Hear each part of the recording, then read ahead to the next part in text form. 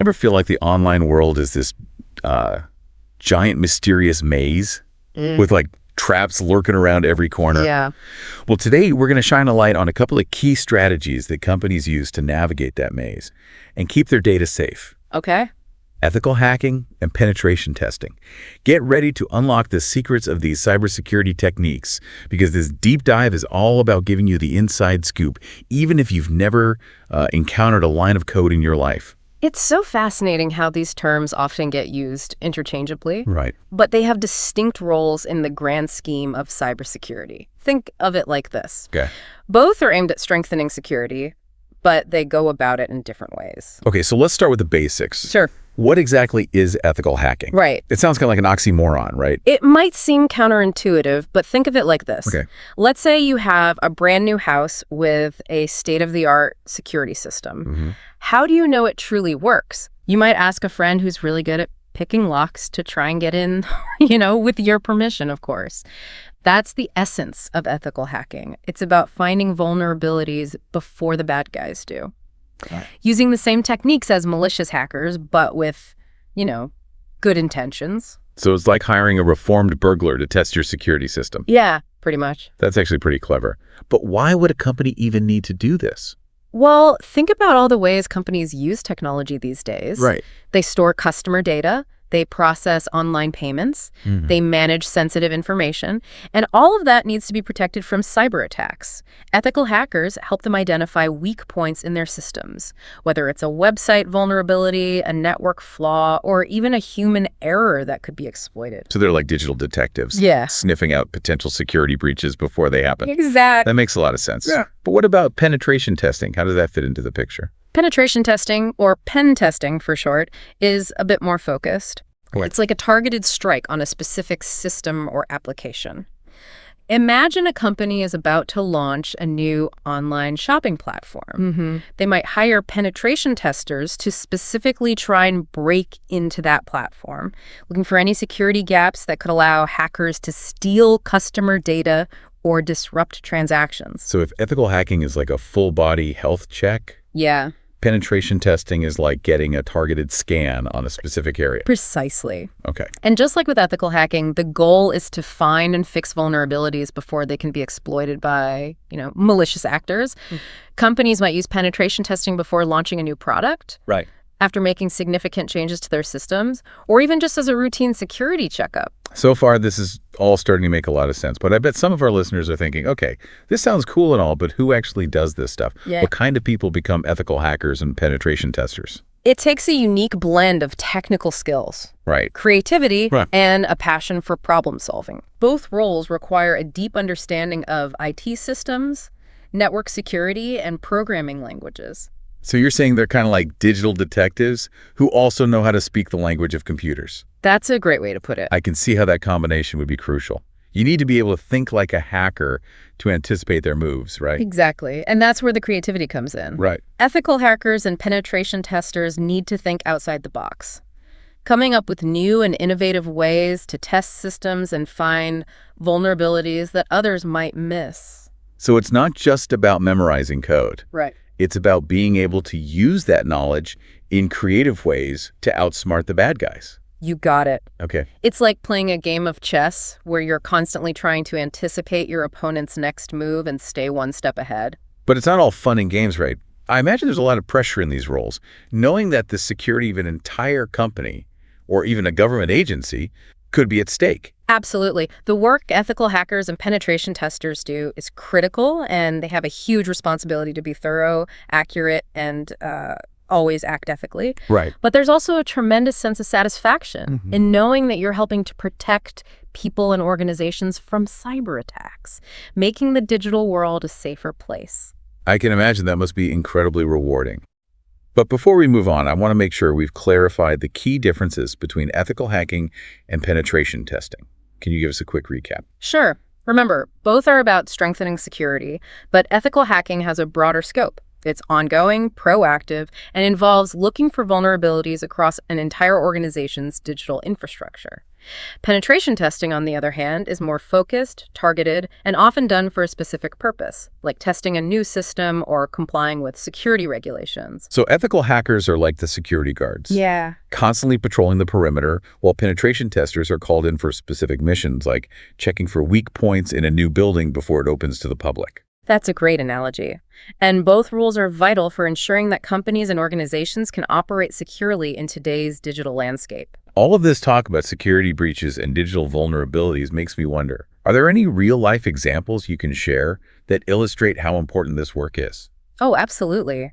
There are countless stories of how ethical hacking and penetration testing have prevented major security breaches and protected sensitive data. For instance, just a few years ago, a major social media platform hired a team of ethical hackers to test their security. Okay, this sounds juicy. Tell me more. Did they find anything? They sure did. Okay. The ethical hackers discovered a vulnerability that could have allowed attackers to access millions of user accounts. Wow.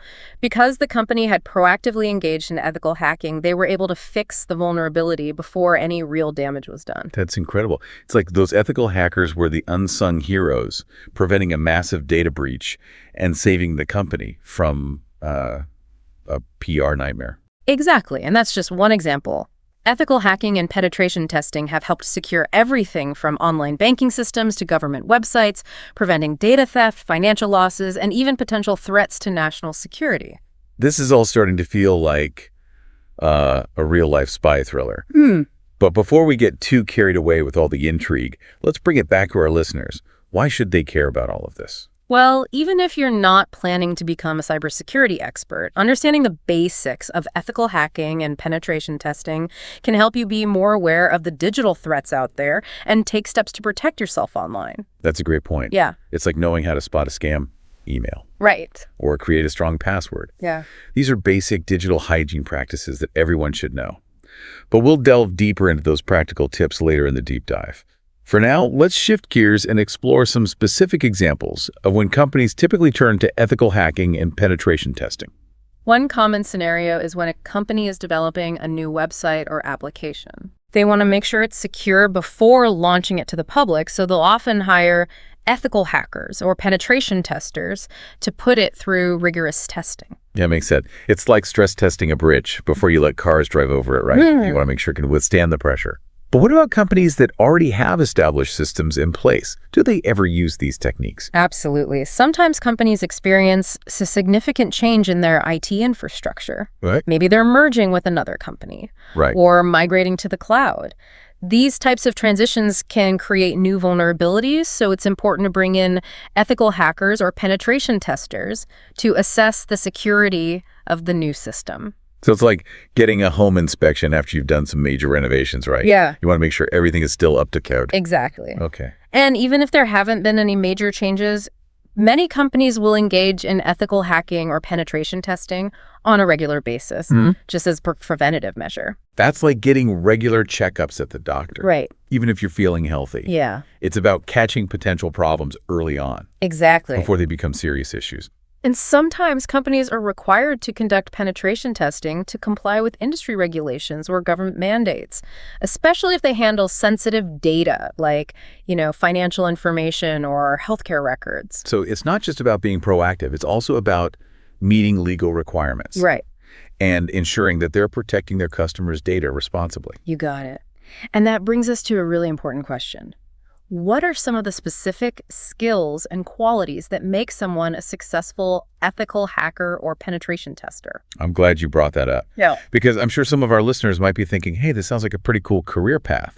So what does it take to excel in this field? Well, first and foremost, you need a solid foundation in IT and cybersecurity principles.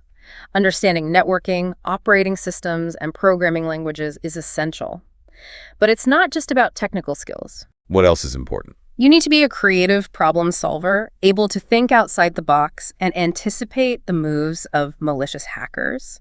You also need to be meticulous and detail-oriented because, sometimes the smallest vulnerability can have major consequences. So it's a blend of technical expertise, critical thinking, Yes. And a touch of that Sherlock Holmes detective spirit. Exactly. And let's not forget the importance of ethics. Right. Ethical hackers and penetration testers have access to sensitive information and systems, so it's crucial that they operate with integrity and always act responsibly. Speaking of ethics, I think it's a perfect segue into our next topic.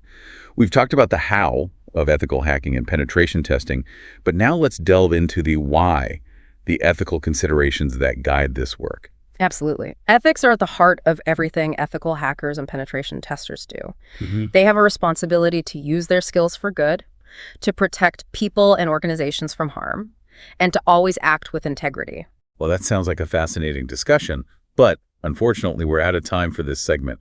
Don't worry, though. We'll pick up right where we left off in part 2 of this deep dive. In the meantime, if you're intrigued by the world of cybersecurity and want to learn more, head over to our YouTube channel, where we have tons of amazing content on all things hacking, security, and digital defense. Welcome back to the deep dive. Before the break, we were just starting to get into the ethical considerations surrounding ethical hacking and penetration testing. It's a bit of a paradox, isn't it? Hacking, by its very nature, seems to go against the grain of traditional security. It's true that the word hacking often evokes images of, shadowy figures in hoodies trying to break into systems for nefarious purposes. But ethical hacking flips that script entirely. It's about using those same skills and techniques, but with the goal of making systems more secure. Okay, so it's like the difference between a burglar and a security consultant. Yeah. Both know how to pick locks, but one uses that knowledge for criminal gain, while the other uses it to help people protect their valuables. That's a great analogy. And just like a security consultant wouldn't break into your house and steal your belongings, ethical hackers operate under a strict code of ethics. So what exactly does that code of ethics entail? What are the rules of the road for ethical hackers? Well, first and foremost, they need to have explicit permission from the organization they're testing. Right. It's not like they can just go around hacking into random systems because they feel like it. They need a clear contract and scope of work outlining what they're allowed to do. That makes sense. It's like getting a permit before you start construction on your house, right? Yeah. You can't just go knocking down walls without making sure it's all above board. Exactly. And once they have permission, they need to be transparent about their methods and findings. Okay. They can't just disappear into the digital shadows and then reappear with a vague report about potential security risks. They need to document everything they do, every vulnerability they find, and every step they take to exploit it. So it's all about accountability and making sure that everything is done in the open. Precisely. Ethical hackers are like the superheroes of the digital world, but they operate in broad daylight, not under the cover of darkness. And another crucial aspect of their code of ethics is respecting the privacy and confidentiality of the data they encounter. Right, because even though they're trying to break into systems, they're not there to steal information or cause harm, right? Absolutely not. Their goal is to identify vulnerabilities and help the organization fix them, not to exploit those vulnerabilities for personal gain or malicious purposes. It's like a doctor who examines a patient's body to identify potential health problems, right? Yeah. But they wouldn't suddenly decide to perform surgery without the patient's consent, would they? They're there to diagnose and treat, not to cause more harm. That's a great way to put it. Ethical hackers have a responsibility to act in the best interests of the organization they're working with, even if it means uncovering uncomfortable truths about their security posture. So it's not just about technical skills, it's also about having a strong moral compass and understanding the potential impact of their actions. Exactly. Ethical hackers need to be able to balance their technical expertise with a deep understanding of ethical principles. It's a delicate dance, but it's what sets them apart from the black hat hackers who operate in the shadows. This is all starting to paint a much clearer picture of what ethical hacking is all about. But I'm curious about the practical side of things.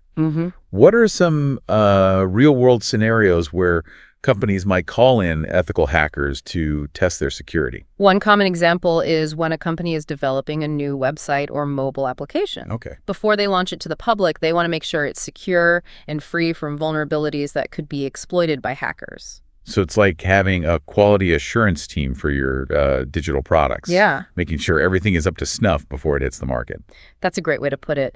Ethical hackers can help identify security flaws in the design and development of these digital products, ensuring that customer data is protected and that the platform is resilient to cyber attacks. But what about companies that already have established websites and applications? Do they ever need to engage in ethical hacking? Absolutely. The digital landscape is constantly evolving, and new threats emerge all the time. Right. Companies need to stay ahead of the curve and ensure that their systems are up to date and protected against the latest attacks. Ethical hacking can help them do just that. So it's not a one and done kind of thing. Right. It's an ongoing process of testing and improving security measures. Exactly. Think of it like maintaining a car. Okay. You don't just get it serviced once and then assume it'll run perfectly forever. You need to get regular checkups, change the oil, and make sure everything is running smoothly. Ethical hacking is like the regular maintenance for a company's digital infrastructure. That makes a lot of sense. But let's say a company decides to hire ethical hackers. How does that process even work? What does a typical engagement look like? Well, it usually starts with a conversation between the company and the ethical hacking team. They'll discuss the company's specific security concerns, the scope of the testing, and the goals they want to achieve. It's important to have a clear understanding of what's expected from both sides. So it's like setting up a game plan before the big game. Yeah, You need to make sure everyone knows their roles and responsibilities. precisely. Once the game plan is in place, the ethical hackers will get to work. They'll use a variety of tools and techniques to probe the company's systems, looking for vulnerabilities in websites, networks, applications, and even human behavior. Wait, human behavior. What does that have to do with cybersecurity? Oh, human error is one of the biggest security risks out there. Right. Think about phishing emails, weak passwords, or people accidentally clicking on malicious links. Ethical hackers can test the human element of security by simulating phishing attacks, social engineering attempts, or other tactics that exploit human psychology. That's fascinating. So it's not just about finding technical glitches. It's also about understanding how people can be tricked or manipulated into compromising security. Exactly. It's a holistic approach to security that takes into account both the technical and the human aspects. And once the ethical hackers have completed their testing, they'll compile a detailed report outlining their findings, including any vulnerabilities they discovered and recommendations for how to fix them. So it's like getting a report card on your company's security posture. Yeah. Hopefully it's not all Fs. Hopefully not. The goal is to help the company improve its security, not to shame them for any weaknesses they might have. And the best ethical hacking teams will work closely with the company to develop a remediation plan and ensure that those vulnerabilities are addressed effectively. It sounds like a collaborative process, not just a one-way street of pointing out flaws and then walking away. That's right. The ultimate goal is to create a stronger, more resilient security posture for the company, and that requires ongoing communication and collaboration between the ethical hackers and the internal security team. This has been incredibly insightful. We've covered a lot of ground, from the ethical considerations of hacking to the practical applications of ethical hacking in real-world scenarios. But I know we've only scratched the surface of this vast and fascinating field. Absolutely. Cybersecurity is a constantly evolving landscape, and there's always more to learn and explore. Right. But I think we've laid a solid foundation for understanding the role of ethical hacking in today's digital world. I completely agree. And I bet some of our listeners are now thinking, hey, maybe this is the career for me. So for those who are intrigued by the idea of becoming an ethical hacker, what advice would you give them? What steps can they take to pursue this path? That's a great question. First and foremost, I'd say focus on building a strong foundation in IT and cybersecurity fundamentals. There are tons of online resources, courses, and certifications available that can help you gain the knowledge and skills you need. So it sounds like you need a fancy degree to get started. You can learn a lot on your own. Absolutely. Many successful ethical hackers are self-taught.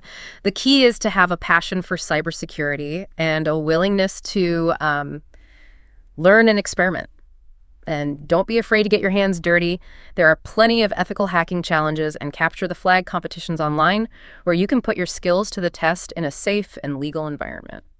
So it's like playing video games, but instead of slaying dragons, you're slaying cyber threats. Yeah. That sounds pretty cool. It can be a lot of fun, and it's a great way to learn and network with other cybersecurity enthusiasts. Right. And as you gain experience, you can start looking for internships or entry-level positions in cybersecurity companies or IT departments. So it's a field with lots of opportunities for growth and advancement. Absolutely. Cybersecurity is a booming industry, and the demand for skilled professionals is only going to increase in the years to come. So if you're passionate about technology and have a knack for problem solving, ethical hacking could be the perfect career path for you. This has been an incredible journey into the world of ethical hacking, and I want to thank you for sharing your expertise with us. But before we wrap up this deep dive, I have one final question for you. If you could leave our listeners with just one piece of advice about staying safe online, what would it be? That's a great question. I'd say the most important thing is to be aware of the risks and to take proactive steps to protect yourself. Don't click on suspicious links. Be careful about what information you share online. And always use strong, unique passwords for all your accounts. Those are all great tips, and they're things that everyone can do, regardless of their technical expertise. It's about being mindful and taking responsibility for our own online security. Exactly. We all have a role to play in making the digital world a safer place. Well said.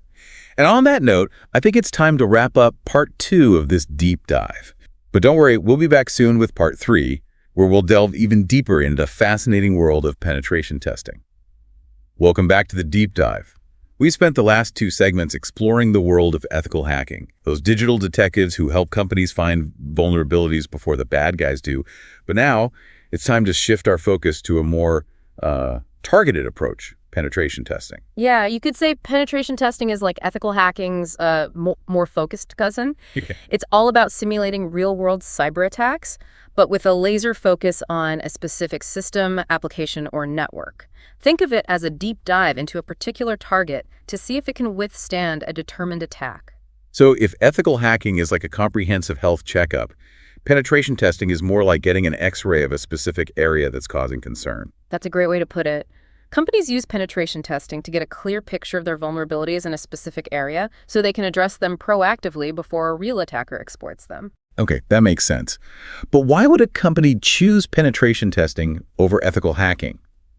When is one a better option than the other? Well, sometimes a company has a very specific concern. Yeah. Maybe they're about to launch a new e-commerce platform, and they want to make absolutely sure that their payment processing system is secure. Right. In that case, penetration testing would be a more focused and efficient way to assess the security of that particular system. So it's like hiring a specialized contractor to inspect the foundation of your new house rather than having a general contractor give the whole place a once-over. Exactly. Penetration testing allows companies to zero in on specific areas of concern, getting a granular understanding of the vulnerabilities and how they could be exploited.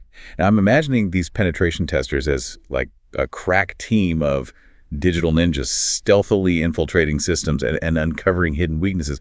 What are some of the techniques they use to achieve this? They use a wide range of methods, but it often starts with reconnaissance, gathering as much information as possible about the target system. Right. Think of it like a detective doing background research before launching an investigation. So they're looking for clues, any piece of information that could help them understand the system's architecture, its weaknesses, and potential entry points. Precisely. They might scan the system for open ports, analyze its network traffic, or even try to gather information from public sources like, social media or company websites. It's like building a digital map of the target, right?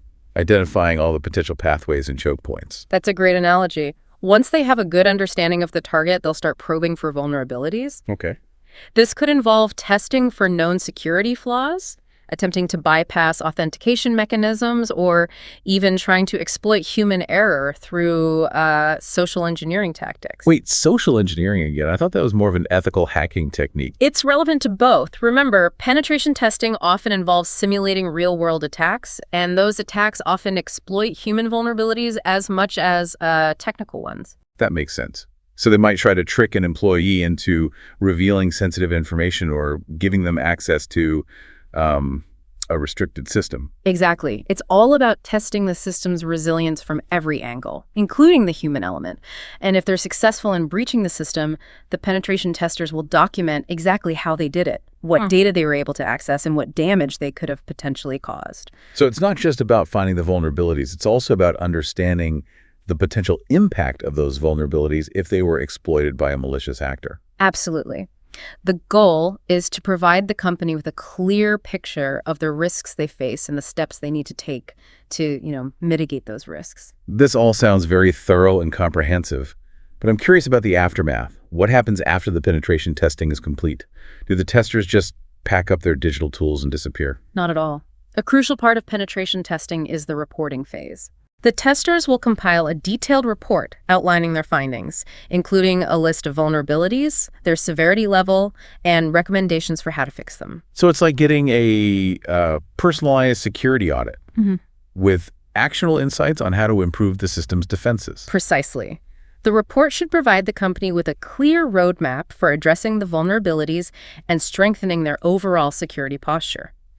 And often, the penetration testers will work closely with the company's IT team to implement those recommendations and ensure that the vulnerabilities are fixed effectively.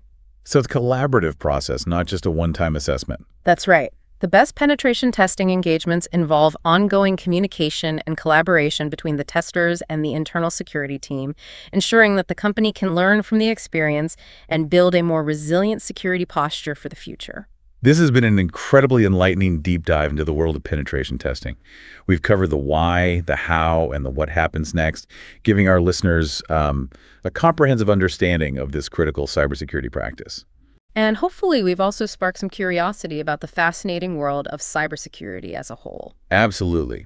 If you're feeling inspired to learn more about ethical hacking, penetration testing, or any other aspect of cybersecurity, head over to our YouTube channel for more deep dives, expert interviews, and practical tips on how to stay safe in the digital age. Thanks for joining us on this journey.